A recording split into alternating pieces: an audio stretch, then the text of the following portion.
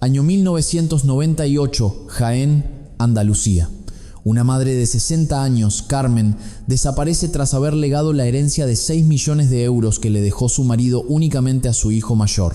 Una desaparición que llega justo después de que la madre le diera la espalda a su hija con crueldad, diciéndole que no había ni un céntimo para ella. La Guardia Civil señaló al hijo, receptor del dinero, como principal sospechoso, mientras la hija aparecía en televisión suplicando entre lágrimas que encontraran a su madre. Mientras el hijo sufría bajo el peso de la falsa acusación, la hija era aclamada como un modelo de devoción filial. El caso parecía encaminarse a ser clasificado como una simple fuga voluntaria o un crimen cometido por el hijo. Sin embargo, 5 años después, en 2003, la verdad emergió con un giro espeluznante. En el patio trasero de la casa de la hija, en el momento en que se abrió la tapa de una tinaja de barro que había permanecido sellada, la escena se convirtió en un caos infernal. En las profundidades de aquella tinaja, donde durante 5 años se habían curado aceitunas, se encontró el cadáver de la madre desaparecida, acurrucado sobre sí mismo. Lo más escalofriante es que durante todo ese tiempo, la hija había estado añadiendo sal a la tinaja donde yacía el cuerpo de su madre,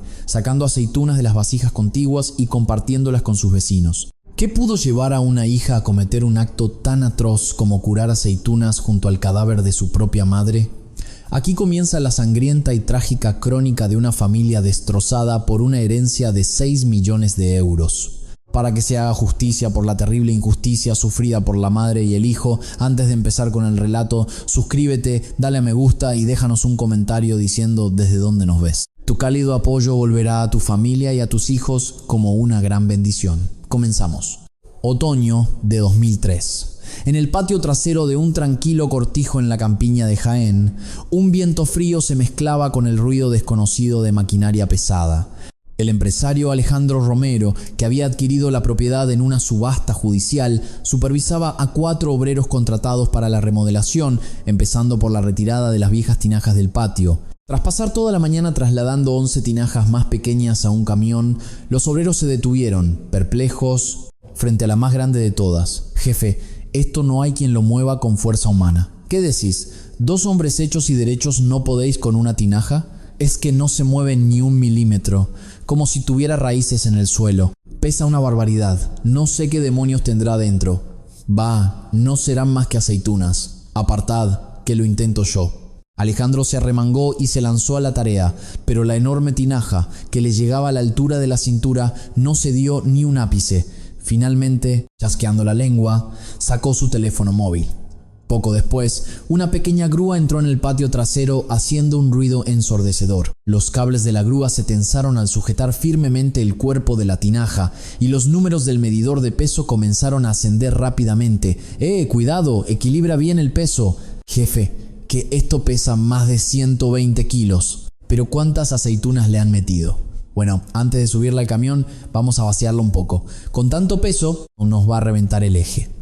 El capataz de la obra cogió un mazo de goma y empezó a golpear con cuidado el borde de la tapa. La junta, endurecida y cementada por 5 largos años de sal y salmuera, comenzó a resquebrajarse con un sonido seco. El capataz respiró hondo y al levantar la tapa con fuerza, algo emergió bruscamente de la superficie oscura de las aceitunas encurtidas. ¡Ah! ¿Qué es eso? ¿No es un hueso humano? Joder, es una rótula, es una rodilla humana. Atrás todo el mundo. Llamad a la Guardia Civil ahora mismo. La comandancia de la Guardia Civil de Jaén acordonó la zona. Al vaciar y desmontar cuidadosamente la tinaja, emergió de entre las aceitunas un cadáver en un estado de conservación sorprendentemente bueno, acurrucado en una postura macabra. El inspector Torres, al mando de la operación, observó una clara fractura por hundimiento en la parte posterior del cráneo. Señalando la zona con su mano enguantada, sentenció: «Esto no es una muerte accidental, es un asesinato». Y de los claros, le golpearon en la nuca con un objeto contundente varias veces. «Inspector, el estado del cuerpo es muy extraño. ¿Por qué la descomposición es tan lenta?» «La sal. La concentración de sal en esta tinaja es altísima». El asesino lo preparó a conciencia para momificar el cuerpo, para evitar que se descompusiera. ¿Me está diciendo que metió a una persona en una tinaja de aceitunas y encima le echó más sal? Identifiquen a la víctima cuanto antes. Investiguen al propietario actual y a todos los que vivieron aquí antes. A todos. Pocos días después, los resultados del análisis de ADN del Instituto Nacional de Toxicología y Ciencias Forenses llegaron a la comandancia. La víctima era Carmen García, cuya desaparición se había denunciado en marzo de 1998 y de la que no se había sabido nada en 5 años. El inspector Torres colocó una foto de Carmen en el centro de la pizarra y escribió con un rotulador rojo: víctima, Carmen García, 68 años en el momento de la desaparición. Y presten atención a esto: herencia de 6 millones de euros. ¿6 millones? ¿Una mujer del campo con tanto dinero? Era la herencia que le dejó su marido. Y lo interesante es que se lo legó todo a su hijo. ¿Y la hija? ¿No le dejó nada a la hija? Nada. La hija fue excluida. Y ahí, señores, es donde empieza esta historia. El reloj retrocede 5 años, a una fría mañana de invierno de febrero de 1998. Carmen García, que vivía sola en un cortijo a las afueras de Jaén, se levantaba religiosamente a las 5:30 para regar las macetas de su patio, dando así comienzo a su día. Su marido Antonio había fallecido de un cáncer de hígado en 1996, dejándole un patrimonio entre propiedades y efectivo de unos 6 millones de euros.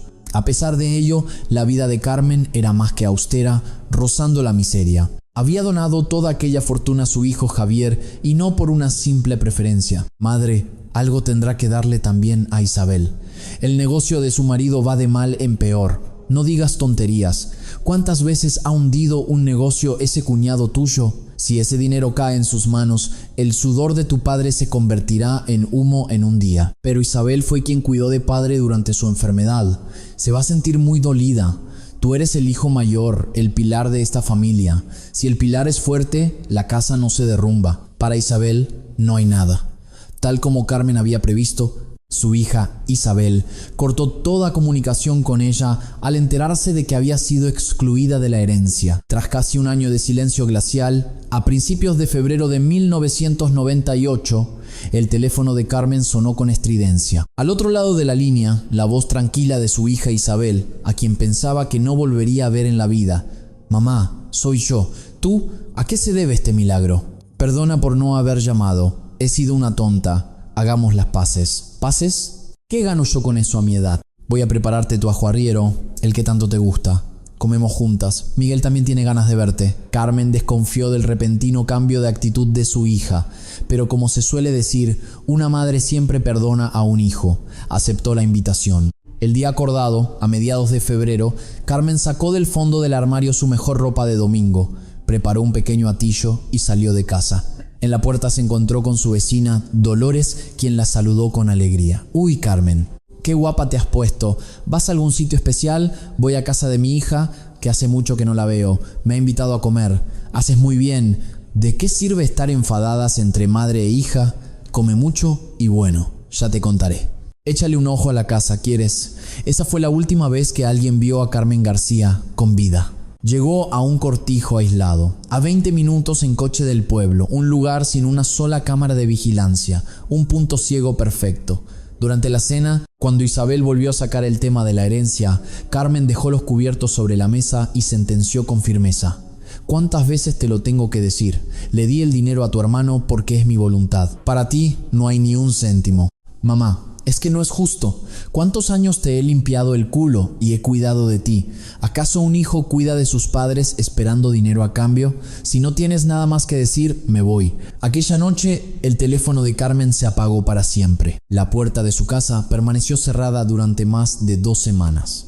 Su hijo Javier, alarmado por la falta de contacto, se presentó a la desesperada en el cuartel de la Guardia Civil en marzo de 1998. «Agente, mi madre lleva 2 semanas sin dar señales de vida. Voy a su casa y no hay nadie».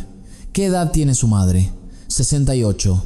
Tiene un principio de demencia, pero no como para perderse. Si tiene demencia, podría haberse ido de casa y desorientado. ¿Han discutido por algún asunto familiar últimamente?» «No, nada de eso. Mi madre nunca se iría sola a ninguna parte. Aquí ha pasado algo». El agente que tomó la denuncia comprobó el domicilio de Carmen, pero no encontró signos de entrada forzada ni de pelea. Fue el testimonio de la vecina Dolores lo que enturbió el juicio de la policía. «Yo la vi. Salió ese día con su atillo sonriendo. Dijo que iba a casa de su hija. Señor, según su vecina, parece que se fue por voluntad propia. Y usted mismo ha dicho que tenía síntomas de demencia. No puede ser. He llamado a casa de mi hermana y dice que mi madre ni siquiera apareció por allí. Alguien la ha secuestrado. Tranquilícese. De momento lo trataremos como una desaparición o fuga voluntaria y distribuiremos carteles de búsqueda. Esperemos unos días más. La Guardia Civil clasificó el caso como la desaparición de una anciana que vivía sola y los recursos destinados a la investigación se redujeron drásticamente. Pero Javier no sabía que el día que su madre se dirigió a casa de su hija se había puesto en marcha una tragedia irreversible y que su madre no había desaparecido, sino que estaba atrapada muy cerca de la forma más espantosa imaginable. Pasó un mes desde la denuncia, pero la investigación no avanzaba. Javier, incapaz de soportar la pasividad de la policía, acudía 2 o 3 veces por semana a la comandancia para protestar enérgicamente. El inspector al cargo intentaba calmarlo, pero la voz del hijo era cada vez más desesperada. Inspector, ¿hasta cuándo vamos a tener que esperar? Le digo que mi madre no se fue de casa, se la llevaron. Señor Vargas, cálmese. No estamos de brazos cruzados. Hemos distribuido carteles por toda España y estamos investigando. ¿Una anciana con demencia va a llegar a Málaga o a La Coruña por su propio pie? Esto es un secuestro por dinero. Hablemos de eso. La mirada del inspector se agudizó. Sacó de un cajón un extracto bancario y lo plantó delante de Javier.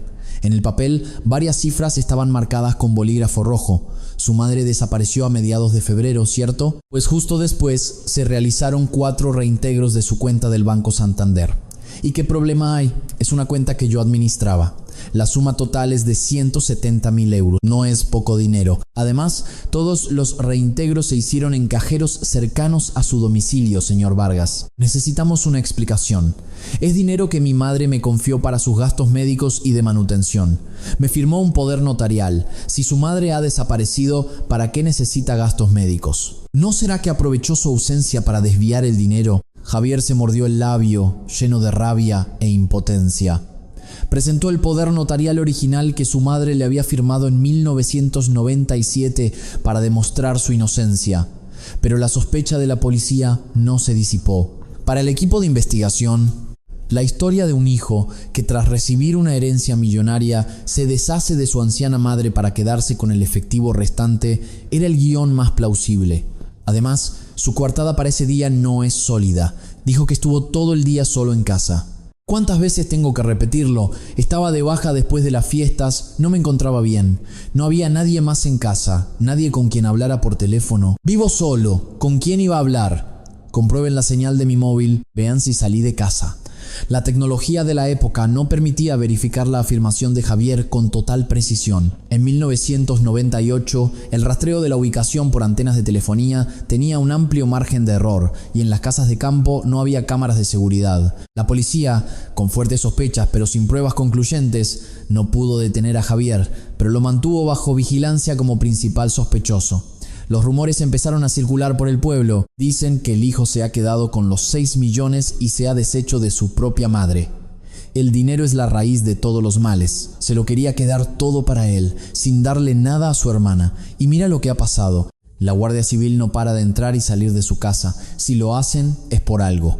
Los cotilleos que corrían por el bar del pueblo y el mercado local etiquetaron a Javier como un parricida desalmado. En cambio, la percepción pública de la hija, Isabel, y su marido, Miguel, era completamente opuesta. Al enterarse de la desaparición de su suegra, Miguel acudió al alcalde del pueblo llorando y pidiendo ayuda.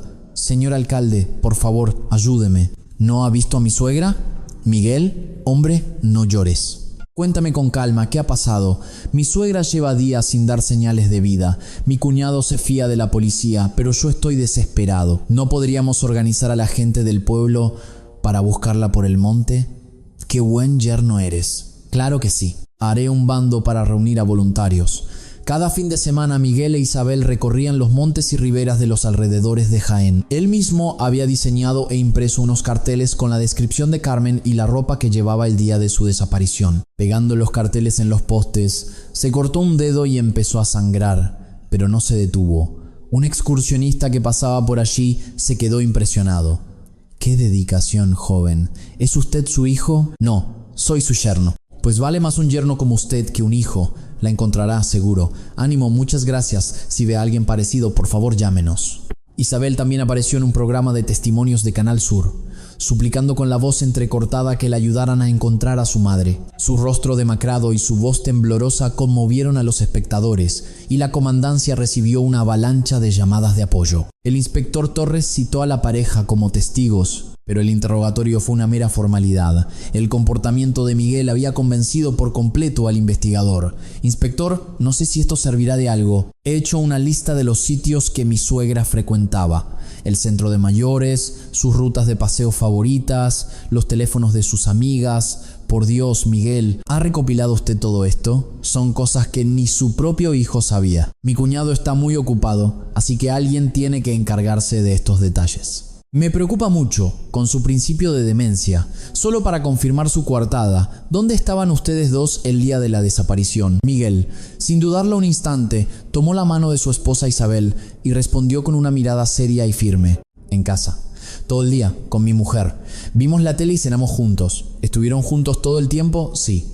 Hacía mucho frío y no salimos para nada. Vivimos en una zona algo aislada, así que no nos vio nadie, pero le juro que no salimos. La policía no encontró motivos para dudar de su testimonio. En una zona rural era normal la falta de testigos y sobre todo parecía moralmente incorrecto sospechar de aquella pareja tan abnegada que se desvivía por encontrar a su madre. En abril de 1998, los datos de Carmen se incluyeron en la base de datos nacional de desaparecidos, pero su expediente quedó sepultado bajo cientos de otros casos sin resolver. La investigación policial, incapaz de probar la culpabilidad de Javier, quedó en punto muerto, y el caso fue cayendo lentamente en el olvido. Javier, sin rendirse, contrató a una agencia de detectives privados para seguir el rastro de su madre. Le entregó un sobre con dinero al detective, suplicando desesperado: le daré lo que pida, pero por favor, encuentre a mi madre. Solo quiero saber que está viva. Señor Vargas, estamos haciendo todo lo posible, pero sinceramente no hay muchas esperanzas. Hemos buscado en hospitales, residencias, conventos.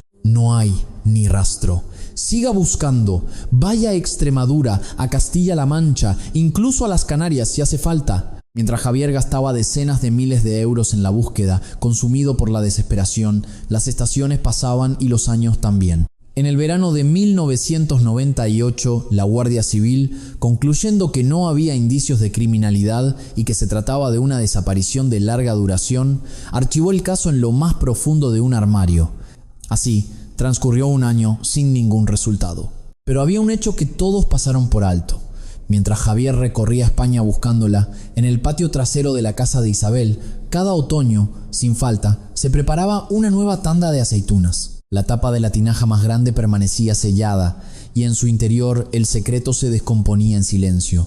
Sobre esa tumba de barro, la perfecta actuación de Isabel y Miguel se preparaba para su segundo acto. Cuando el caso ya acumulaba polvo clasificado como sin resolver, en octubre de 1998, la unidad de investigación volvió a agitarse. El inspector Torres golpeó su escritorio y convocó a su equipo con voz excitada. Traía consigo una captura de pantalla de un video de una gasolinera a las afueras de Jaén. La calidad era pobre, pero se distinguía un sedán negro y el rostro del hombre que se bajaba del asiento del conductor. Miren esto, el día de la desaparición. No, para ser exactos, 2 días antes, el 12 de febrero. Es Javier Vargas, grabado aquí. Una gasolinera no es nada raro, ¿no? Habrá ido a echar gasolina. El problema es la ubicación. Esta gasolinera está a solo 5 minutos de la casa de su hermana, Isabel. Y Javier Vargas juró y perjuró que no se había acercado por esa zona ni antes ni después de la desaparición de su madre. ¿Se le cae la coartada? Tráiganmelo ahora mismo. Javier fue convocado de nuevo, sin saber por qué. El inspector Torres tiró la foto sobre la mesa y lo acorraló. Señor Vargas, recuerda esto. 12 de febrero, sobre las 3 de la tarde. Una gasolinera cerca de la casa de su hermana.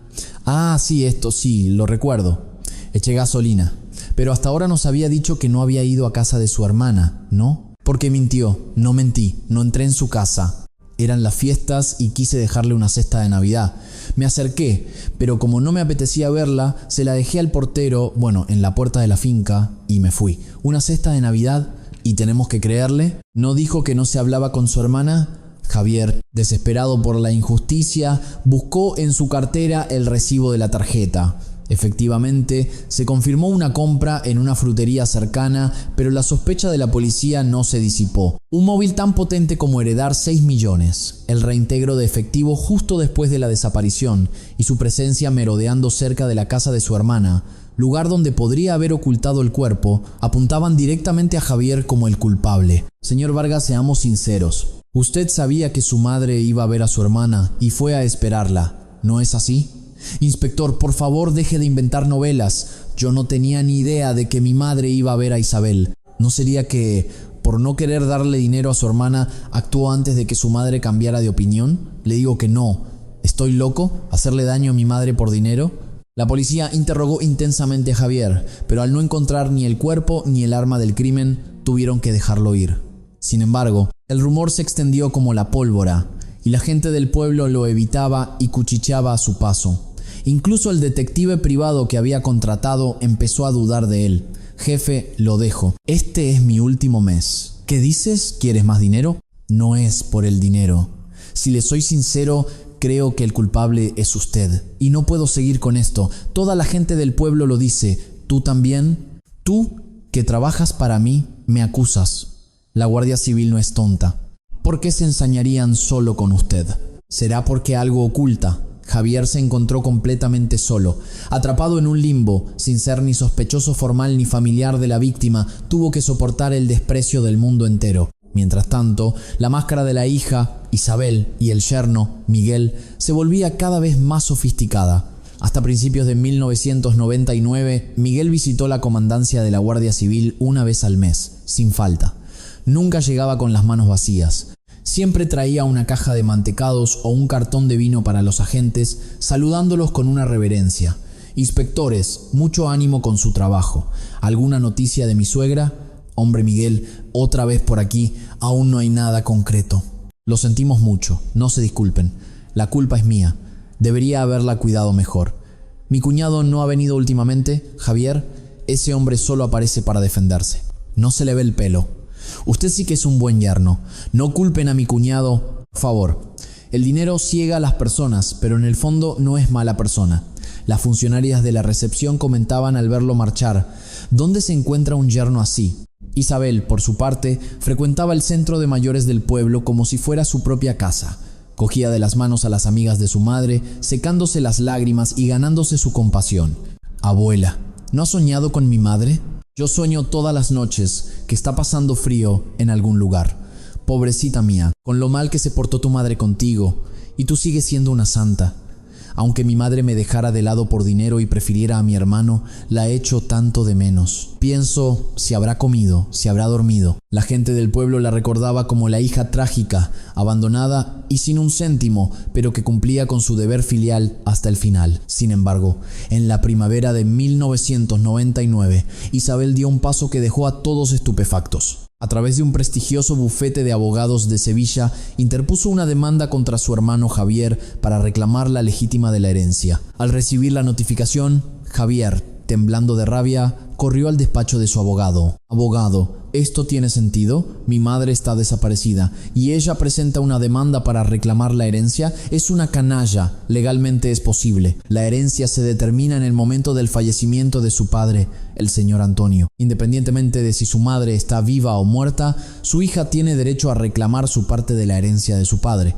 Esa víbora de Isabel, en lugar de buscar a su madre, solo piensa en el dinero. El argumento de la parte contraria es muy sólido. Sostienen que al recibir usted la totalidad de los 6 millones, se vulneró el derecho de su hermana a la legítima estricta, la porción mínima que le corresponde por ley. Tienen todas las pruebas preparadas. La batalla legal fue encarnizada. El abogado de Isabel argumentó ante el tribunal que su cliente había sido excluida injustamente a pesar de haber cuidado de sus padres durante 10 años, mientras que el demandado, Javier, se había quedado con todo solo por ser el hijo mayor. Javier se defendió diciendo que era la voluntad de su madre, pero la ley fue inflexible. El tribunal falló a favor de Isabel. El demandado, Javier Vargas, deberá abonar a la demandante, Isabel Vargas, la cantidad de 1.200.000 euros en concepto de complemento de la legítima. Cuando el martillo del juez resonó en la sala, Isabel, sentada entre el público, esbozó por fin una leve sonrisa. Javier apeló de inmediato, pero el resultado en segunda instancia fue el mismo. Finalmente, a finales de 1999, una transferencia de 2 millones de euros pasó de la cuenta de Javier a la de Isabel. La gente del pueblo volvió a comentar el resultado del juicio, pero una vez más, la opinión pública se puso del lado de Isabel. Menos mal, era injusto que la hija no recibiera nada. La justicia ha hablado. Ese Javier, con 6 millones en el bolsillo y le dolía darle 2 a su hermana, tuvo que ir a juicio. ¡Qué miserable! Y tanto. La desaparición de su madre ya es sospechosa, pero su avaricia no tiene límites. Mientras todo esto ocurría, hubo un cambio significativo en la investigación. El inspector Torres, que llevaba el caso, fue trasladado a otra provincia. Antes de irse, le entregó el grueso expediente a su sucesor con una expresión amarga. Inspector Sánchez, le encargo este caso. No hay pruebas físicas, pero mi instinto me dice que el hijo tiene algo que ver. Jefe, tenemos ahora mismo 12 casos sin resolver. Con la falta de personal no podemos dedicarnos solo a este. Aún así, algo no me cuadra. Una persona no se evapora sin dejar rastro. El nuevo inspector asintió, pero abrumado por otros casos de mayor urgencia, no pudo prestarle la atención debida al caso de Carmen. Con la policía mirando hacia otro lado, Javier se quedó solo. Contrató a una segunda agencia de detectives y amplió la búsqueda a toda Andalucía. Cada fin de semana, con un fajo de carteles en la mano, recorría ciudades desconocidas, mostrando la foto de su madre a los transeúntes. Perdone, ¿ha visto a esta señora? Puede que no la recuerde bien. Por favor, mire con atención. No sé, tengo prisa. Aunque sea alguien parecida, recompensaré generosamente cualquier información. Durante más de un año, la única respuesta que obtuvo fue el silencio. El rostro de Javier se curtió y se llenó de arrugas, pero sus ojos seguían ardiendo con la determinación de encontrar a su madre. Pero mientras él la buscaba por toda España, su madre permanecía en el lugar más cercano, el patio trasero de la casa de su hermana Isabel. Primavera de 1999. El sol bañaba el patio del cortijo de Isabel. Con destreza, preparaba los ingredientes para las aceitunas. Abrió las tinajas más pequeñas, sacó las del año anterior y apartó una porción para sus vecinos. Luego, asegurándose de que nadie la veía, se acercó a la tinaja más grande, en el rincón más alejado. Al abrir la tapa, sellada durante un año, no emanó un olor nauseabundo, sino el aroma salado de la salmuera. Isabel abrió un saco de sal gorda que había comprado y vertió los blancos cristales en el interior de la tinaja. El sonido de la sal cayendo rompió el silencio del patio. «Cuídate mucho este año también», mamá murmuró en voz baja. Comprobó que la sal cubría la superficie, volvió a colocar la tapa y la selló meticulosamente, como si estuviera preparando una conserva preciada. Su marido Miguel la observaba desde la ventana del salón antes de correr las cortinas en silencio. La sospecha sobre los 6 millones de euros seguía recayendo únicamente sobre el hijo Javier. Mientras tanto, la hija y el yerno, que vivirían durante 5 años sobre el cadáver de su madre, permanecían fuera de toda sospecha, en un punto ciego perfecto. Su máscara estaba ahora completa. Año 2000. Habían pasado 2 años desde la denuncia de la desaparición. 8 cambios de estación durante los cuales la vida de Javier se había consumido reducida a un único propósito: encontrar a su madre. Seguía cambiando de agencia de detectives cada año, recorriendo depósitos de cadáveres sin identificar y sanatorios mentales de toda España. Más de 20.000 euros se habían esfumado de su cuenta en gastos de investigación, pero los informes siempre concluían con las mismas frases frías. Sin novedad, no se han encontrado pistas relevantes. En cambio, la vida de Isabel, con 2 millones de euros en su poder, dio un vuelco espectacular. Ya no vestía monos de trabajo manchados de tierra. Su nombre figuraba en la lista de clientas VIP de las peluquerías más exclusivas del centro, y los empleados de las boutiques de lujo de Marbella la recibían con una reverencia. Sus extractos de tarjeta reflejaban gastos mensuales de entre 2.000 y 3.000 euros en ropa y accesorios. Su marido, Miguel, al principio lo interpretó como una forma de compensar tantos años de sufrimiento. Él seguía con su pequeño negocio de materiales de construcción en Jaén, con unos ingresos modestos, pero era indulgente con su mujer. «Cariño, ¿no estás gastando demasiado? Hay que guardar las apariencias. ¿Y todo lo que he sufrido yo qué? No puedo darme ni un capricho. No te metas, es mi dinero. Está bien, si a ti te hace feliz. Pero a partir de la segunda mitad del 2000, las salidas de Isabel se hicieron más frecuentes, hasta que empezó a pasar noches fuera de casa. A espaldas de su marido, alquiló un apartamento en Sevilla a su nombre. Por aquel refugio secreto pasaba un hombre 4 años más joven que ella, Adrián Soler. Adrián, que regentaba una supuesta consultoría inmobiliaria cerca de la estación de Santa Justa, embaucó a Isabel con su labia. Isabel, cariño, hoy en día tener el dinero en el banco es de tontos. Un amigo me ha hablado de unos terrenos que se van a recalificar en la costa de Cádiz. Invierte aquí, solo 1 año. Te garantizo que triplicarás la inversión. ¿De verdad? Y si sale mal, ¿crees que yo te iba a engañar? Si quieres, te enseño las escrituras a mi nombre. Si dejas pasar esta oportunidad, te arrepentirás toda la vida. Adrián le mostró a Isabel un fajo de documentos con el sello falsificado de una promotora y la instó a invertir. En diciembre de 2000, Isabel le transfirió 100.000 euros a la cuenta personal de Adrián. Un mes después, él le presentó un falso informe de beneficios afirmando que la inversión ya estaba dando sus frutos. Animada Isabel, sin dudarlo, le transfirió 500.000 euros más. Su codicia era una locomotora sin frenos. A principios de 2001, Adrián lanzó su órdago final. Cariño, ha surgido algo gordo de verdad. Es la última oportunidad. Si metes todo lo que te queda, te consigo 3 millones, incluyendo tu inversión inicial. Confías en mí, ¿verdad? Isabel le entregó casi todo el capital que le quedaba, otros 400.000 euros. 3 días después de la transferencia, el teléfono de Adrián dejó de dar señal. Cuando Isabel corrió a la oficina, la encontró vacía, abandonada a toda prisa.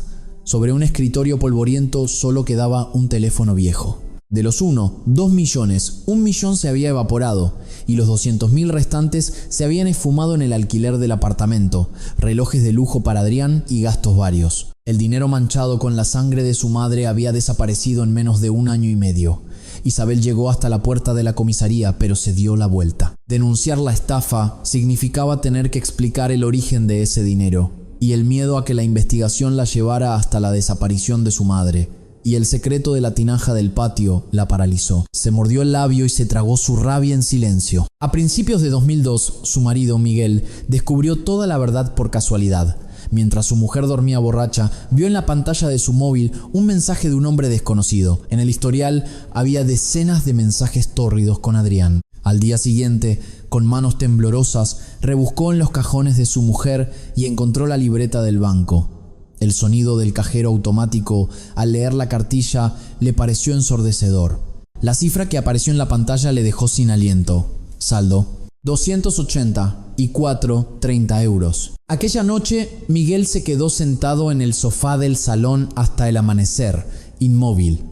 En su cabeza, los últimos 5 años pasaban como una película. Haber consentido el asesinato de su suegra, haber metido el cuerpo en una tinaja, haber sufrido pesadillas cada noche mientras fingía ser el yerno perfecto. Todo para que su mujer se lo gastara con un amante más joven. La rabia le hizo temblar. ¿Pero qué he hecho? ¿Confiar en esta mujer? ¿Protegerla? A la mañana siguiente, Miguel le tiró la libreta a la cara. Isabel se quedó pálida, pero él no le gritó ni le levantó la mano. Lo que los unía no era el amor ni la confianza, sino el terrible secreto enterrado en la tinaja del patio. A partir de ese día, aunque vivían bajo el mismo techo, comían por separado y evitaban mirarse a los ojos. Su relación se convirtió en una guerra fría. Pero incluso en medio de aquel silencio glacial, había una rutina que Isabel nunca se saltaba. Cada primavera iba al mercado y compraba sal gorda y otros enseres en grandes cantidades. En la primavera de 2002, como cada año, salió al patio. De las otras tinajas sacaba aceitunas y las repartía entre los vecinos, comentando con una sonrisa lo buenas que habían salido ese año. Pero frente a la tinaja más grande, su expresión se endurecía. Abrió con cuidado la tapa, solidificada por 5 años de sal y salmuera, y vertió los 8 kilos de sal que acababa de comprar. Todavía no pueden descubrirlo todavía. Si empieza a oler, se acabó. No era una simple tarea de conservación, sino un desesperado proceso de embalsamamiento para evitar la descomposición del cadáver y mantener su crimen perfecto. Este extraño patrón de compra se convertiría más tarde en una pista crucial para la investigación, pero en aquel momento nadie se dio cuenta. A finales de 2002, el desastre era inevitable. Las notificaciones de impago de impuestos y facturas atrasadas empezaron a llenar el buzón. El ayuntamiento de Jaén le envió 3 requerimientos por una deuda de 24.000 euros en impuestos, pero Isabel los ignoró o los rompió. No le quedaba ni dinero ni voluntad para pagar. En enero de 2003, una carta certificada del juzgado de Jaén dinamitó la precaria convivencia de la pareja. Notificación de inicio de procedimiento de ejecución hipotecaria. Un tasador judicial visitó el cortijo para valorar la propiedad y en el inventario de bienes a embargar incluyó el patio trasero y las tinajas que allí se encontraban. La caja de Pandora, sellada durante 5 años, estaba a punto de ser abierta por manos ajenas. Enero de 2003. En una mañana gélida, un agente judicial precintó la puerta del cortijo de Isabel. En el buzón, la notificación de ejecución hipotecaria. El tasador, metro en mano, recorrió la propiedad, anotando meticulosamente hasta las tinajas del patio en el inventario de bienes a subastar. Aquella noche Isabel, con el rostro pálido, agarró del brazo a su marido Miguel y le susurró con urgencia: «Miguel, tenemos un problema muy gordo. Si subastan la casa, vendrá gente a registrarlo todo. Tenemos que mover la tinaja esta misma noche». «¿Y a dónde la llevamos ahora?» «En pleno invierno, con la tierra helada». «Pues la tiramos en el monte o cavamos un hoyo y la enterramos. Pero hay que sacarla de aquí. Si nos descubren, estamos muertos los dos». «Está bien. Voy a por la furgoneta. Tú vigila».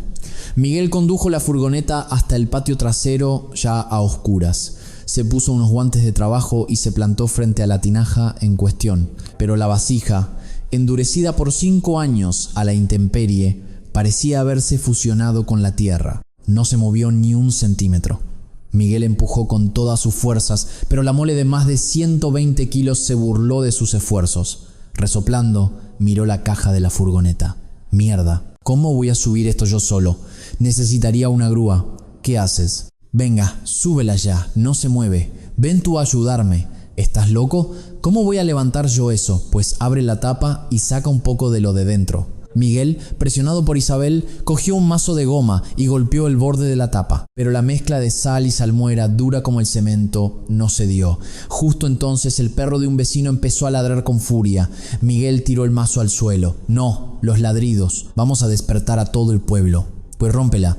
Sácalo de dentro y mételo en sacos». «¿Y no hace ruido? ¿Y cuándo vamos a vaciar todo esto? En cuanto amanezca nos pillarán. ¿Y entonces qué hacemos? ¿La dejamos aquí? Vámonos». «Hoy no podemos. Alquilaré maquinaria y volveré». Cuando Miguel apagó el motor de la furgoneta, Isabel se derrumbó en el suelo, frustrada, pero en la cabeza de Miguel bullía otro plan. No solo carecía de la fuerza para mover la tinaja, sino que un instinto de supervivencia le decía que no debía hacerlo. «Piénsalo», se dijo. «La casa está a nombre de mi mujer y ella es la que se encargaba de las tinajas. Si encuentran el cuerpo aquí, la culpa recaerá sobre ella. Pero si me pillan a mí transportando esto en la furgoneta, ¿seré yo el culpable? Sin escapatoria posible». Desde ese día Miguel empezó a poner excusas. Que la furgoneta estaba reservada, que el fin de semana iba a llover. Mientras tanto, las deudas se acumulaban y el proceso de subasta judicial se aceleraba. Isabel, desesperada, presentó un escrito al juzgado. «Señoría, por favor, detenga la subasta. Esta casa es la herencia de mi difunto padre. Para mí es más importante que mi propia vida. Comprendo su situación, pero sin el consentimiento de los acreedores no podemos detener el proceso. Primero debe saldar sus deudas. Conseguiré el dinero. Deme una semana. No, 3 días». Isabel llamó a todos sus conocidos, suplicando un préstamo. Pero su nombre ya figuraba en las listas de morosos y nadie estaba dispuesto a prestarle una suma tan grande. «Mari Carmen, necesito 5.000 euros urgentemente». «Isabel, hija, todavía no me has devuelto el dinero que te presté la otra vez. Yo también ando justa. Adiós». «Señor alcalde, por favor, sálveme. Me van a quitar la casa. Con el negocio de tu marido hundido, ¿cómo piensas devolverlo?». La gente interpretó la desesperación de Isabel como un apego sentimental a su hogar, pero lo que ella intentaba proteger no era la casa, sino el secreto del patio trasero. Finalmente, en agosto de 2003, el juzgado desestimó su solicitud de aplazamiento. A principios de septiembre, en la subasta final, el empresario Alejandro Romero adquirió el cortijo por 140.000 euros. El tribunal ordenó a Isabel y Miguel que desalojaran la propiedad antes de finales de octubre. Octubre de 2003, el día de la mudanza. Mientras los operarios cargaban los muebles en el camión, Isabel merodeaba nerviosa por el patio. Cuando uno de los hombres se acercó a las tinajas, ella se interpuso, sobresaltada. «Señora, ¿estas tinajas también nos las llevamos? Parecen muy pesadas». «No, esas se quedan. Pero si parecen llenas de aceitunas». «¿Va a dejarlas aquí? ¡Qué pena!». «Son muy viejas, ya no sirven, déjenlas. El nuevo propietario dijo que ya se encargaría él, como usted diga. Pues ya hemos cargado todo, nos vamos». Isabel subió al asiento del copiloto del camión como si huyera. Mientras el cortijo se alejaba por la ventanilla, rezó para que la tinaja nunca se abriera o para que el nuevo dueño la enterrara tal cual. La pareja se mudó a un viejo piso en Jaén, a apenas 2 kilómetros de distancia, pero el destino tenía otros planes. Alejandro Romero pensaba remodelar por completo el cortijo para convertirlo en una casa rural, y el primer paso era deshacerse de esas reliquias del pasado, las tinajas. Pocos días después, llegaron los obreros contratados por Alejandro. Tras retirar las tinajas más pequeñas, se quedaron perplejos ante la de tamaño descomunal. «Jefe, esto pesa una barbaridad. Entre 3 no podemos moverla. ¿Tendrá piedras dentro? ¿La rompemos?» El dueño dijo que las tinajas eran valiosas, que no las rompiéramos. «Llamaré a una grúa». Una pequeña grúa llegó con un estruendo. Los cables sujetaron firmemente el cuerpo de la tinaja y cuando el operario empezó a recoger el cable, la mole de 120 kilos se elevó por fin del suelo. Justo en ese momento, mientras Isabel deshacía las cajas de la mudanza, en el patio del cortijo resonó un crujido que rompía un silencio de 5 años. «Venga, abramos la tapa y vaciemos esto. Tapaos la nariz, que olerá a rayos». El capataz golpeó con fuerza el borde de la tapa con un mazo de goma. Con un clac, la junta solidificada se partió. Al levantar la tapa, uno de los obreros soltó un grito de terror. «¡Ah! ¿Qué es eso? ¿No es pelo humano?» «Joder, es un hueso, es un cráneo humano». De la superficie oscura de las aceitunas emergió inconfundible un cráneo humano ennegrecido. El trabajo se detuvo de inmediato. Las sirenas de la Guardia Civil rompieron la calma del campo. En 15 minutos, el inspector Torres, jefe del equipo de homicidios, llegó al lugar. Miró dentro de la tinaja y con el rostro serio cogió su radio. «Aquí Unidad Delta, cadáver confirmado, estado grave. Que venga la científica y acordonen la zona». «Inspector, mire esto.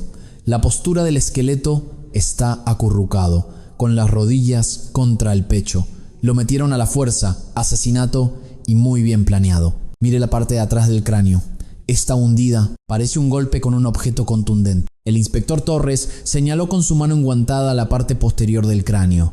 Las múltiples fracturas, visibles a simple vista, hablaban de la brutalidad de la muerte. Inmediatamente ordenó la creación de un equipo especial de investigación. «Tráiganme el archivo de desaparecidos de hace 5 años. La anciana que desapareció de esta casa en 1998. Quiero todos los informes de Carmen García, ya». «Inspector, ¿cree que este esqueleto es el de esa mujer? Habrá que esperar al ADN, pero estoy seguro al 99%. Dicen que no hay peor ciego que el que no quiere ver. Tuvieron el cadáver en una tinaja durante 5 años y encima se comían las aceitunas de al lado». En la pizarra de la comandancia, las palabras «caso de asesinato» se escribieron en mayúsculas.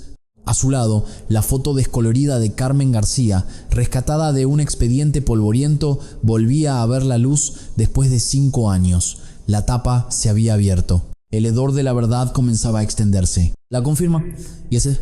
El inspector Torres abrió el sobre y leyó el informe mientras su equipo contenía la respiración. Tras un momento de silencio, solo roto por el pasar de las páginas, exhaló un suspiro y anunció con voz firme: «Identidad confirmada. Es Carmen García, desaparecida en marzo de 1998.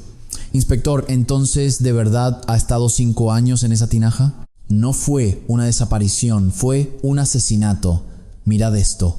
Causa de la muerte: múltiples fracturas por hundimiento en la región occipital del cráneo.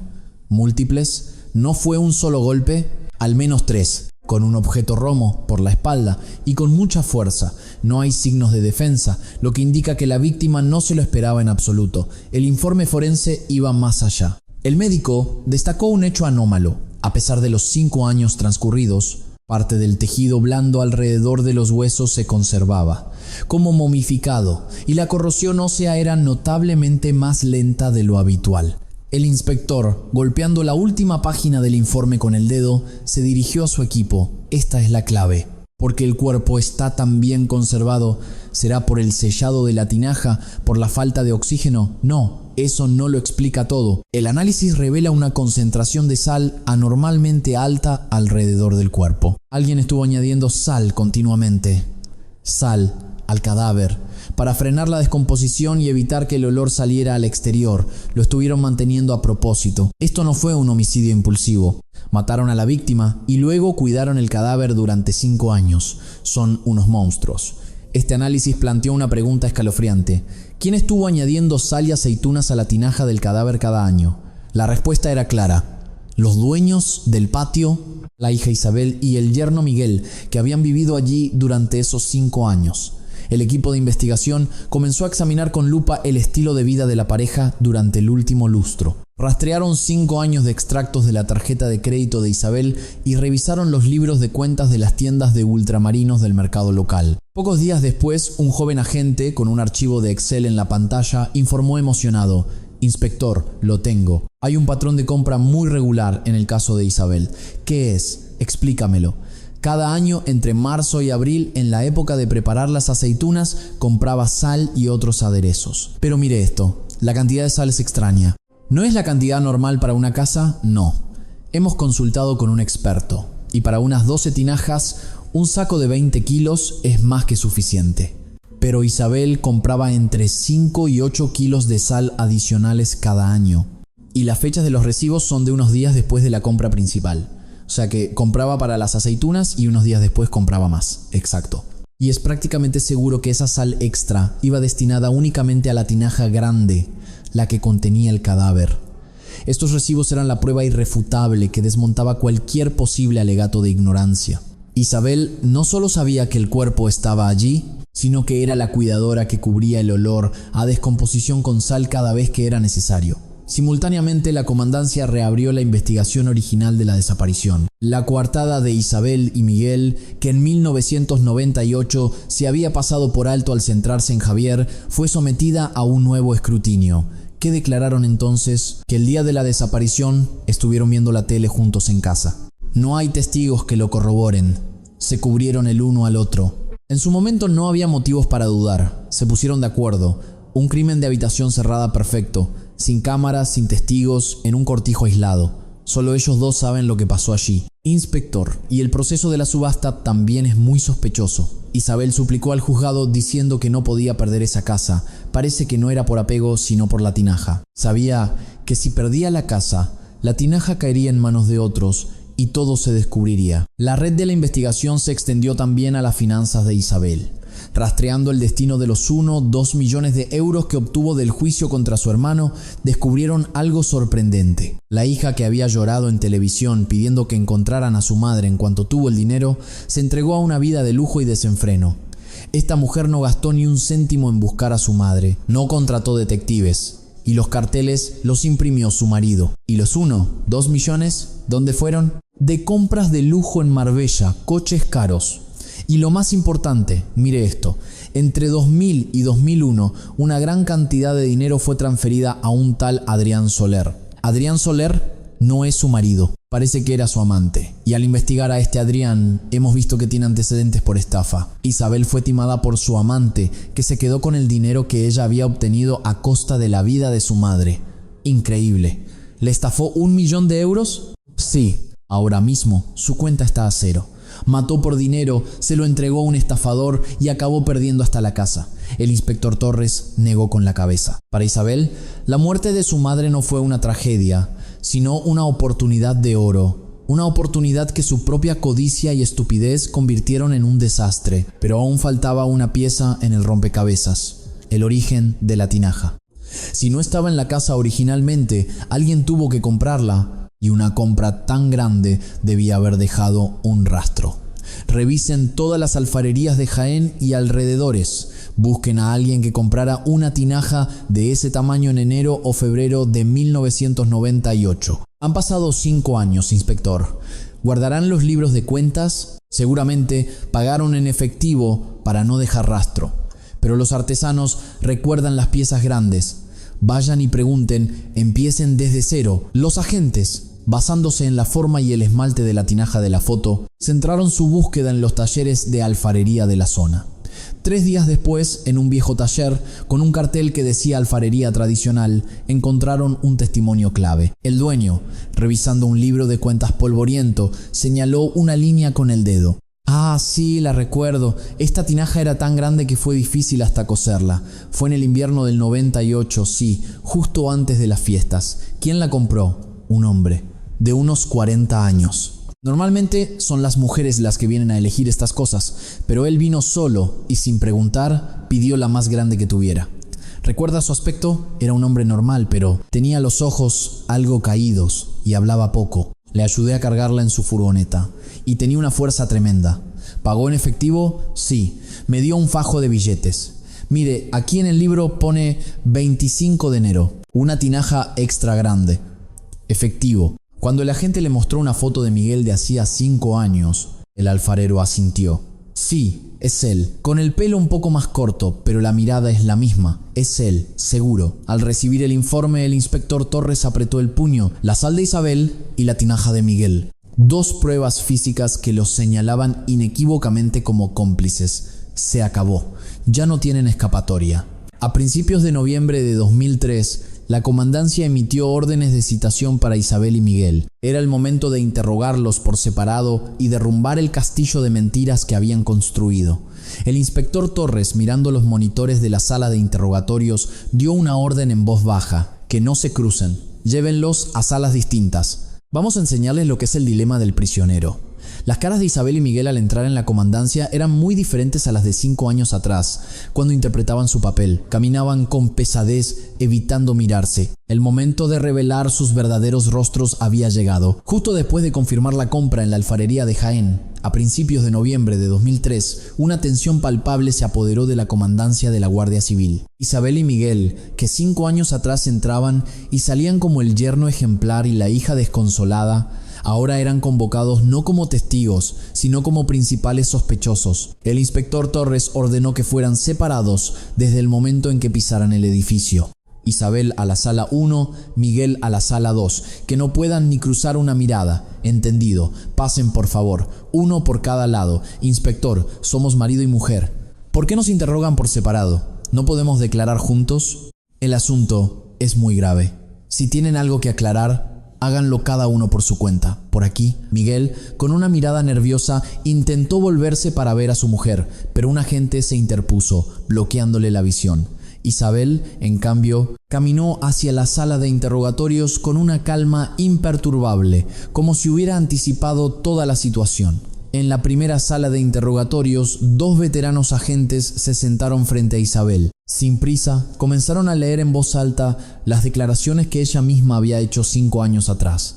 Señora Vargas, hace 5 años nos dijo que su madre había desaparecido. Sin embargo, su madre estaba en una tinaja en el patio de su casa. ¿De verdad no sabía nada? No lo sabía. Si lo hubiera sabido, ¿creen que habría vivido 5 años en esa casa? Entonces, ¿alguien entró en su casa sin que se diera cuenta, metió un cadáver en una tinaja y se fue? ¿Le parece eso posible? Claro que es posible. Mi casa no tiene ni verja y la tapia es baja. Cualquiera podría haber entrado. Aún así, al sacar las aceitunas cada año, habría notado el olor. El olor de la salmuera es muy fuerte. No noté nada. En el campo es normal que a veces haya gusanos y malos olores. Isabel respondía como un autómata, con respuestas preparadas. Su lógica era simple: no sé nada. Alguien ha tendido una trampa para incriminarme. El agente guardó silencio un momento antes de sacar el nombre de Javier. ¿Sospecha de alguien en particular? De mi hermano, Javier. Él tiene que ser el culpable. ¿Sospecha de su propio hermano? Sí. No le bastó con quedarse los 6 millones, así que se deshizo de mi madre. Y luego escondió el cuerpo en mi casa para echarme la culpa a mí. Ustedes lo saben, lo grabaron en la gasolinera cerca de mi casa. Ese asunto se cerró hace 5 años por falta de pruebas. La coartada del señor Vargas se confirmó, pues la policía fue incompetente y no supo encontrar las pruebas. Vuelvan a investigarlo. Seguro que fue él. La actitud de Isabel era desafiante, casi insolente. Pero el equipo de investigación ya tenía el as en la manga para derribar su farsa. El agente sacó de debajo de la mesa un documento y lo dejó caer con un golpe seco. Era una tabla de Excel con el registro de todas las compras de sal y otros productos que Isabel había hecho en los últimos 5 años. Señora Vargas, eche un vistazo a esto. ¿Qué es? ¿La lista de la compra? Una ama de casa compra sal y compra de todo. Cierto. Pero las cantidades son extrañas. 3 de abril de 1999. 6 kilos de sal. 28 de marzo de 2000. 5 kilos. 1 de abril de 2001. 8 kilos. Cada año, justo después de la temporada de preparar las aceitunas, compraba sal extra. Las aceitunas estaban sosas y añadí más. Hemos consultado con expertos. Añadir esa cantidad de sal a una salmuera ya preparada la haría incomestible. Además, esta sal fue a parar a la tinaja grande, ¿verdad? El olor del cadáver en descomposición empezaba a salir y usted lo tapaba con sal. La ha estado cuidando durante 5 años. Los ojos de Isabel vacilaron por primera vez. Apretó los labios y tras un minuto de silencio giró la cabeza y respondió secamente: hablaré cuando venga mi abogado. Mientras tanto, en la sala de al lado, el ambiente era muy diferente. Miguel, sentado en el borde de la silla, no paraba de frotarse las manos. El sudor le perlaba la frente. El agente a cargo, para explotar su ansiedad, comenzó con un tono amable. Señor Ruiz, sabemos que ha sufrido mucho estos 5 años buscando a su suegra. Repartió carteles, salió en la tele. Sí, así es. La busqué sin descanso. Y resulta que la persona que tanto buscaba estaba en su propio patio. ¿Quién lo iba a decir? Yo también me quedé de piedra. No entiendo cómo pudo pasar algo tan horrible. Su mujer dice que no sabía nada. ¿Usted tampoco? Si mi mujer no sabía, yo tampoco. De las cosas de la casa se encargaba ella. Miguel intentó escudarse tras su mujer. El agente asintió, fingiendo darle la razón, y de repente cambió el tono de voz. Pero hay algo curioso. Hemos estado en una alfarería en las afueras. ¿Le suena alfarería tradicional? No, nunca he oído ese nombre. Qué extraño, porque el dueño lo recuerda a usted perfectamente. El agente abrió una libreta y leyó la declaración del alfarero. Finales de enero de 1998. Un hombre de unos 40 años vino solo y compró la tinaja más grande que tenía, pagando en efectivo. Tenía los ojos caídos y hablaba poco. Hemos hecho un retrato robot y es idéntico a usted. Se habrá equivocado de persona. Yo nunca he estado allí. Tenemos el libro de cuentas con la fecha, 25 de enero. Señor Ruiz, ¿de verdad no recuerda esa tinaja? Nos han dicho que la cargó usted solo en la furgoneta, y eso que pesaba una barbaridad. Miguel no respondió. Mantuvo la mirada fija en el suelo, apretando los puños sobre sus rodillas con tanta fuerza que los nudillos se le pusieron blancos. El agente, viendo su reacción, esperó 15 segundos antes de dar la estocada final. ¿Sabe lo que está diciendo su mujer en la otra sala? ¿Qué dice? Que ella no sabe nada, que de la tinaja se encargaba su marido, que si la compró él sabría lo que había dentro. Era una treta, una exageración de la realidad, pero fue suficiente para hacer añicos la resistencia de Miguel.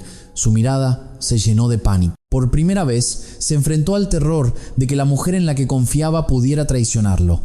Al final del primer día, el equipo de investigación comparó las declaraciones de ambos en la pizarra. El inspector Torres, con un rotulador rojo, marcó las contradicciones. Mirad, sus versiones no coinciden. Isabel dice que su madre se fue justo después de cenar. Miguel dice que él estaba viendo la tele y no la vio salir. Pero si la puerta de entrada está al lado del salón, es imposible que no la viera. La ubicación de la tinaja tampoco cuadra. Isabel dice que siempre estuvo en el patio. Miguel balbucea que la compraron después de mudarse. No tuvieron tiempo de pactar una historia. Hace 5 años solo acordaron la coartada del día de la desaparición, pero no estaban preparados para el descubrimiento del cuerpo. Inspector Miguel está a punto de romperse. Tiene pánico a que su mujer lo traicione. Perfecto. Mañana nos centraremos en él. Le contaremos todo sobre el dinero que Isabel se gastó con otro hombre. Se volverá loco cuando lo sepa. Esa es la idea. Tiene que entender que la familia que ha estado protegiendo cometiendo un crimen era una farsa. Solo así hablará. El equipo preparó su carta ganadora para el día siguiente. Una copia del contrato de alquiler del apartamento de Isabel en Sevilla, los extractos bancarios que mostraban el €1.000.000 transferido a Adrián Soler y el historial delictivo de este. No eran simples papeles, eran una bomba destinada a pulverizar el peso de la culpa que Miguel había soportado durante 5 años. Amaneció el segundo día. Miguel, tras una noche en el calabozo, entró en la sala de interrogatorios con el rostro demacrado. llevaba esposas y su caminar era mucho más pesado que el día anterior. Sobre la mesa, los documentos preparados por el equipo de investigación. Al sentarse, su mirada se posó en la primera hoja. Contrato de arrendamiento de apartamento en Sevilla. Arrendataria Isabel Vargas. El agente, sin perder detalle, deslizó lentamente los papeles hacia él. Señor Ruiz, ayer, con todo el lío de la tinaja, se nos olvidó mostrarle algo importante.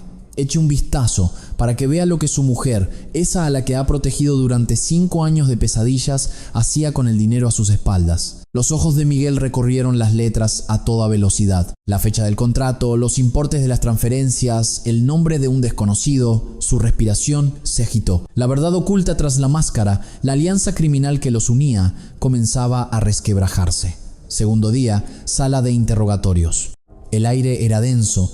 La mirada de Miguel estaba clavada en los papeles, sus pupilas dilatadas por la incredulidad.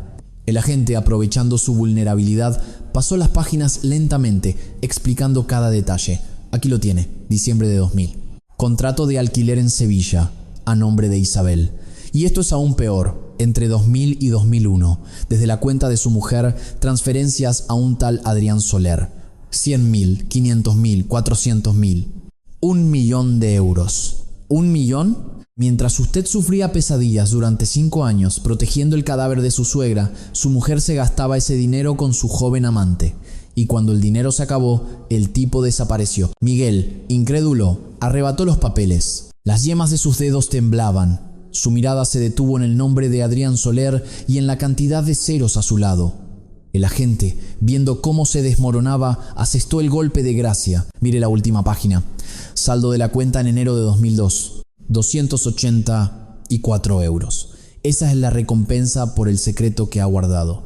No queda nada. No puede ser. Mi mujer no haría eso. ¿Todavía confía en ella? ¿Sabe lo que está declarando ahora mismo en la otra sala? Que toda la culpa es de su marido.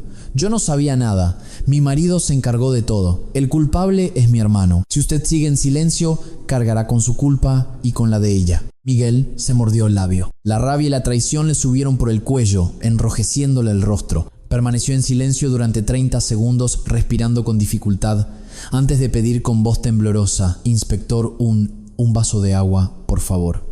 La mano con la que cogió el vaso de plástico que le ofreció el agente temblaba sin control. Más que beber, se derramó el agua encima.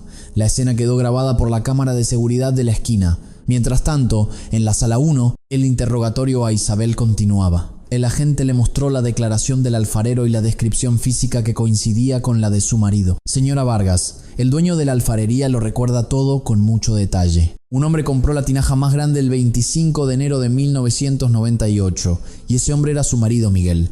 ¿Y qué? Si mi marido compró una tinaja, la compró él. ¿Qué tengo que ver yo? ¿Que no tiene nada que ver? Esa tinaja estaba en su patio y dentro estaba su madre. ¿Y me dice que no sabía que su marido la había comprado? Si la compró él, sería cosa suya. Yo estaba ocupada con la casa, no me fijo en esas cosas. Isabel, sin darse cuenta, usó el condicional. Si la compró él. Era una sutil contradicción con su declaración inicial en la que negaba la existencia misma de la tinaja. El agente no dejó pasar la oportunidad. Entonces, resumiendo, su marido Miguel, sin que usted lo supiera, compra una tinaja de 120 kilos. La coloca en su patio sin que usted se entere y mata a su madre y la mete dentro también sin que usted lo sepa. Y usted, durante 5 años, se dedica a sacar aceitunas sin notar nada. ¿Cree que un juez se va a creer eso? ¿O pensará que le está echando la culpa a su marido? Isabel desvió la mirada por primera vez. Tras un breve silencio, cerró los ojos con fuerza y al abrirlos respondió con frialdad: No voy a decir nada más. Llamen a mi abogado. Esa tarde, en la reunión del equipo, la tensión era máxima. El inspector Torres rodeó con un círculo la foto de Miguel en la pizarra. Miguel está a punto de derrumbarse. Le tiembla la mirada, las manos. Isabel, en cambio, es dura como una roca. Va a aguantar hasta el final. Inspector, tenemos que darle el empujón final a Miguel. Si le explicamos las consecuencias legales, cederá. ¿De acuerdo? Mañana a primera hora traigan a Miguel. No podemos negociar la pena, pero sí podemos explicarle los atenuantes por colaborar. Que entienda bien la diferencia entre ser cómplice y ser autor principal. El equipo de investigación había calado hondo en el dilema de Miguel. Durante 5 años había interpretado el papel del yerno ejemplar, atormentado por la culpa, pero creyendo que su sacrificio era por su mujer. Ahora que sabía que el resultado de ese sacrificio era la infidelidad y la ruina, ya no tenía motivos para guardar silencio. Tercer día, la cámara del pasillo grabó a Miguel apoyado contra la pared durante 5 minutos, con la cabeza gacha antes de entrar en la sala de interrogatorios. Parecía sumido en una profunda reflexión, apretando y abriendo los puños como si hubiera tomado una decisión. Al sentarse, antes de que la gente pudiera hablar, se adelantó. «Inspector, quiero saber algo. Diga, si cuento la verdad ahora, ¿pueden juzgarme por separado de mi mujer?» «Por supuesto».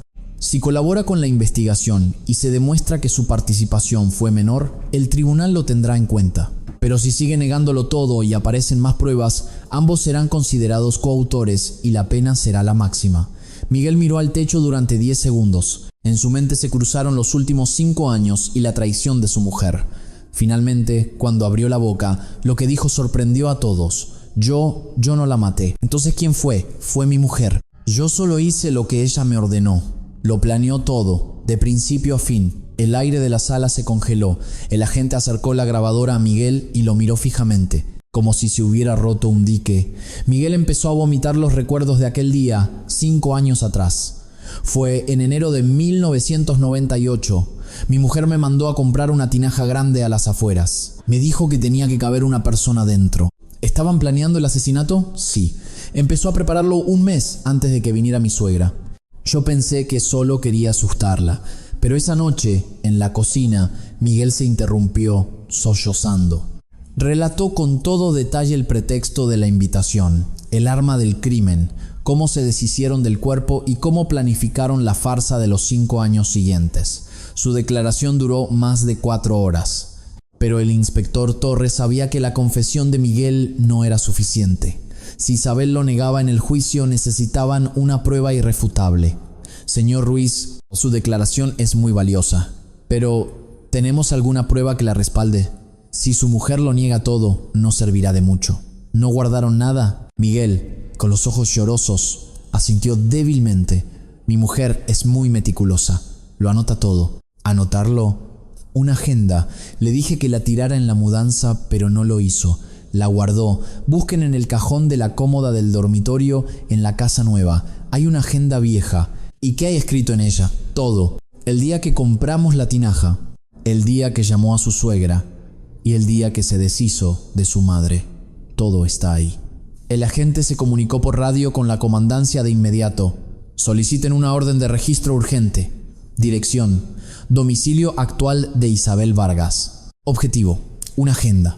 Muévanse ya. La palabra agenda era la última pieza del rompecabezas. Hacia aquel cuaderno, donde la codicia por 6 millones de euros y 5 años de mentiras estaban impresos en tinta, se dirigieron los vehículos de la Guardia Civil con las sirenas a todo volumen atravesando las calles de Jaén. El momento de arrancar la última máscara de Isabel había llegado. Inmediatamente después de la confesión de Miguel, se decretó el estado de máxima alerta en la comandancia de la Guardia Civil de Jaén. Con una orden de registro urgente, 5 agentes se desplazaron al piso donde vivía la pareja. El lugar, al que se habían mudado a toda prisa, estaba desordenado, con cajas aún por deshacer. Los agentes registraron cada habitación, y en el fondo de un viejo armario del dormitorio, escondida entre la ropa de invierno, encontraron una agenda de bolsillo descolorida. «Inspector, la hemos encontrado. Es una agenda de oficina, con la tapa desgastada. Comprueba el contenido». A ver si es lo que dijo Miguel. La mano del agente que abrió la agenda se detuvo en la primera página. Con la caligrafía pulcra y afilada de Isabel, no había un diario, sino un plan criminal detallado desde enero de 1998. Con voz temblorosa, el agente leyó en voz alta: 15 de enero, comprobar tamaño de la tinaja, que quepa una persona.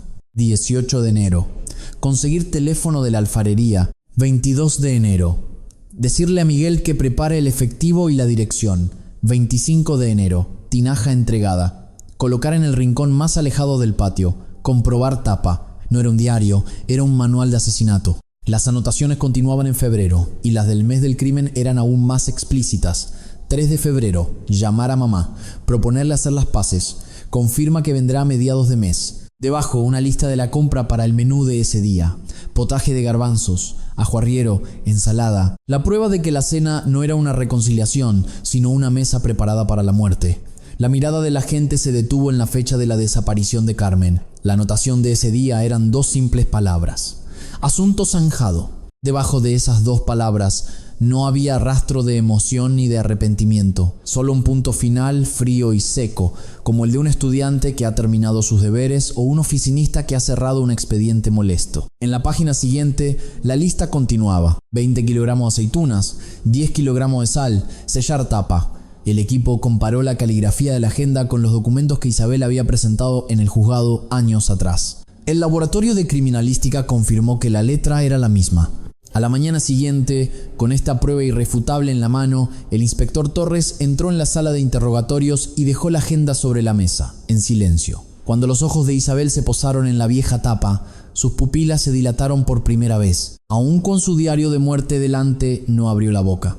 Señora Vargas, esta agenda la escribió usted, ¿verdad? ¿Qué significa asunto zanjado? ¿Que zanjó el asunto de su madre o que zanjó el asunto de su vida de pobreza? No diré ni una palabra hasta que llegue mi abogado.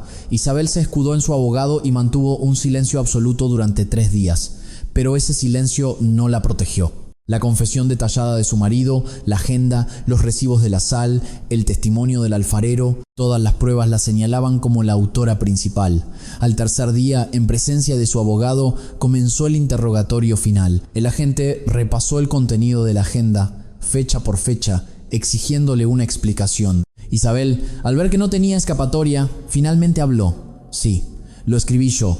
Es todo verdad. Su voz era tan serena que resultaba espeluznante. Su declaración coincidía en gran parte con la de Miguel, pero sobre el móvil del crimen reveló un resentimiento profundo, acumulado durante décadas, que su marido desconocía. Usted no lo sabe. Desde los 23 años estuve limpiándole los pañales a mi padre, más de 10 años. Mientras tanto, mi hermano vivía en Sevilla, con la excusa de sus negocios, y solo aparecía por Navidad. Y a pesar de todo, mi madre solo tenía ojos para él, para su Javier. Yo era la criada de esa casa. ¿Y esa es razón para matar? Cuando mi padre murió, dejó una herencia de 6 millones de euros. Y a mí no me dieron ni un céntimo. Mi madre me dijo que para una hija casada no había dinero. Le dediqué mi juventud entera, y para mí no había nada. Isabel recordaba con una precisión milimétrica la tarde de mediados de febrero en que su madre llegó a su casa. La cena comenzó sobre las 6. Viendo a su madre disfrutar del ajuarriero, decidió darle una última oportunidad. Mientras comíamos le pregunté: «Mamá, ¿de verdad no piensas darme nada?». Ella dejó la cuchara sobre la mesa y me dijo: «El dinero se lo di a tu hermano porque es mi voluntad. Para ti no hay nada. Deja ya el tema». ¿Y en ese momento decidió matarla? Sí. En ese instante todo se volvió blanco. Fui a la cocina y cogí un rodillo de amasar de hierro. Eran sobre las 6:40. Según su declaración, su marido Miguel estaba viendo la tele en el salón. Al oír un golpe seco, corrió a la cocina, pero ya era tarde. Al ver a su suegra en el suelo, se derrumbó. Isabel, con una voz gélida, le ordenó: «No llores y trae la tinaja, la que compraste. Ahora, ¿qué quieres hacer? ¿Llamar a la policía? ¿Quieres acabar tú también en la ruina?». Aquella noche, sobre las 11, metieron el cadáver en la tinaja y lo cubrieron con las aceitunas y la sal que tenían preparadas. «¿Y fue usted quien añadió sal cada año?», preguntó el agente. Isabel asintió. «Sí. Tenía miedo de que empezara a oler. Por eso, cada primavera echaba más sal y repartía las aceitunas de las otras tinajas entre los vecinos. Para no levantar sospechas, tenía que seguir viviendo como siempre. Me decían que las aceitunas estaban muy buenas. Cada vez que lo oía, me reía por dentro». Finalmente, el agente preguntó por la farsa del yerno ejemplar. Isabel admitió que ella también fue la directora de esa obra. «Pensé que si mi marido fingía buscarla, la policía no sospecharía de nosotros. Yo escribí el texto de los carteles y decidí dónde pegarlos. Mi marido solo actuó, hizo lo que yo le dije». Antes de estampar su huella en la declaración final, Isabel miró a la gente y añadió algo que nadie le había preguntado. En sus ojos no había arrepentimiento, sino un rencor helado. «Mi madre venía a que le diera de comer, pero no traía ni un céntimo para su hija». Tras esta frase, volvió a guardar silencio. La Guardia Civil, con las confesiones, la agenda, los recibos y el ADN, remitió el caso a la fiscalía. Isabel fue acusada de asesinato con la agravante de parentesco y ocultación de cadáver. Miguel, de complicidad en el asesinato y ocultación de cadáver. La investigación sobre los reintegros de Javier concluyó que eran legítimos, amparados por el poder notarial que su madre le había firmado en vida, y fue exonerado de todos los cargos. Mientras tanto, Javier esperaba en la entrada de la comandancia. El agente se le acercó y le puso una mano en el hombro. «Señor Vargas, tenemos los resultados de la investigación. ¿Quién ha sido? ¿Han encontrado a mi madre?» Los culpables son su hermana, Isabel, y su marido, Miguel. Han sido detenidos. ¿Qué? Mi hermana. ¿Pero qué? ¿Y su madre? Durante estos 5 años ha estado en una tinaja en el patio de su hermana. Las piernas de Javier cedieron y se desplomó en el suelo. Durante 5 años había recorrido España rezando para que su madre estuviera viva. Mientras gastaba una fortuna buscando en tierras extrañas, su madre había estado esperando en el lugar más cercano e insospechado, en el patio de la hermana en la que nunca confió, dentro de una fría tinaja de barro. Un grito desgarrador, animal, brotó de su garganta y todos los presentes en la comandancia bajaron la cabeza ante su dolor. La tragedia familiar estaba lista para ser juzgada. Primavera de 2004. Un pesado silencio reinaba en la sala de la audiencia provincial. Afuera los naranjos estaban en flor, pero el aire dentro del tribunal era más frío que el del invierno. En el banquillo de los acusados, Isabel y Miguel, vestidos con el uniforme de prisión. Entre el público, el alcalde y algunos vecinos contenían la respiración. El presidente del tribunal comenzó a leer la sentencia. Fallo. Se condena a la acusada Isabel Vargas a la pena de prisión permanente revisable. El golpe del mazo rompió el silencio. El juez continuó. La acusada mató a su propia madre por un motivo puramente económico y ocultó su cadáver en una tinaja durante 5 años. Lejos de mostrar arrepentimiento, inició un proceso judicial para obtener un beneficio económico y trató de culpar a su marido. Su conducta es de una maldad extrema y requiere su aislamiento perpetuo de la sociedad. Isabel permaneció impasible. Su mirada estaba perdida en el vacío, sin rastro de arrepentimiento ni de ira. El alcalde, desde su asiento, le susurró a la persona a su lado: «¡Qué mujer más fría! Ni una lágrima. ¿Es la misma que lloraba pidiendo que buscáramos a su madre? Me da escalofríos pensar que hemos vivido 5 años al lado de un monstruo así». El juez se dirigió entonces a Miguel. Se condena al acusado, Miguel Ruiz, a la pena de 15 años de prisión. Si bien no ejecutó directamente el asesinato, participó en la compra del instrumento para ocultar el crimen y en la propia ocultación, y engañó a las autoridades y a la familia con una actuación calculada durante 5 años. Sus actos no pueden considerarse leves. Señoría, yo. Miguel intentó hablar, pero un agente se lo impidió. «¿Y yo qué? ¿Qué pasa con mi vida?», murmuró, pero su voz se perdió en la inmensidad de la sala. La recompensa por guardar el secreto bajo la máscara del yerno ejemplar eran los fríos barrotes de una celda y el estigma de ser un criminal. Durante el juicio se mencionó el nombre del estafador Adrián Soler. La fiscalía solicitó una orden de búsqueda y captura internacional, pero se cree que huyó del país con un pasaporte falso. El dinero por el que Isabel había matado a su madre acabó en manos de otro depredador y desapareció sin dejar rastro. El delito prescribió y el paradero del €1.000.000 sigue siendo un misterio. Javier no asistió a ninguna sesión del juicio. A través de su abogado, comunicó que no se sentía con fuerzas para verles la cara y que solo pedía que le devolvieran los restos de su madre. Una vez concluidos los procedimientos legales, los restos de Carmen, conservados en el Instituto Forense, volvieron por fin con su familia. El entierro fue solitario. Solo Javier estaba allí. En el cementerio del pueblo, junto a la tumba de su padre, se cavó un pequeño hoyo. Después de 5 años atrapada en una tinaja, su madre volvía por fin a la tierra. Javier no lloró mientras bajaban el ataúd, solo miraba el hoyo, ausente. Cuando se echó la última palada de tierra, se aferró a la lápida y rompió a llorar. «Mamá, perdóname por llegar tarde. Lo siento tanto. Cuánto frío habrás pasado en esa tinaja. Qué mal hijo he sido. ¿Para qué? ¿Para qué tanto dinero?». El caso fue bautizado por la prensa como el crimen de la tinaja de Jaén. Los informativos hablaban de una tragedia provocada por la codicia y la desintegración de la familia. El mundo jurídico debatió sobre las lagunas del sistema de legítimas y la necesidad de regular las donaciones en vida.